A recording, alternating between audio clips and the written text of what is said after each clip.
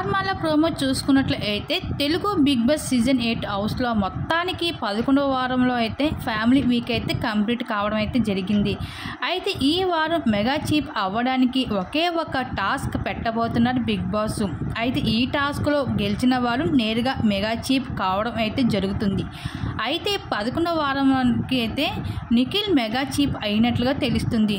అయితే ఈ final task ఏమిటంటే తక్కువ కాకుండా చూసుకో గెలిచేంత వరకు అంటూ టాస్క్ ఇవ్వడం అయితే జరిగింది. ఈ టాస్క్లో భాగంగా ఒక టేబుల్ పైన కొన్ని స్టిక్స్ అయితే వేయడం అయితే జరుగుతుంది. అవి ఆ రింగ్ లోపలికి అవతల ఆపోజిట్ పర్సన్ వైపు స్టిక్స్ని అయితే వేయాలి.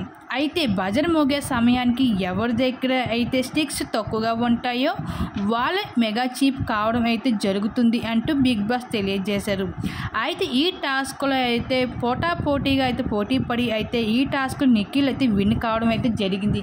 ఇంకా అందరితో పోటీ పడి అయితే 11వ వారానికి అయితే మెగా చీఫ్ అయితే మరోసారి నిఖిల్ అయితే బిగ్ బాస్ హౌస్కి అవడం జరిగింది. ఈ విధంగా బిగ్ బాస్ హౌస్లో నిఖిల్ తన సత్తాను చూపించి మరి బిగ్ బాస్ హౌస్లో మీ ఫేవరెట్ కంటెస్టెంట్స్ ఎవరు అనుకుంటున్నారు?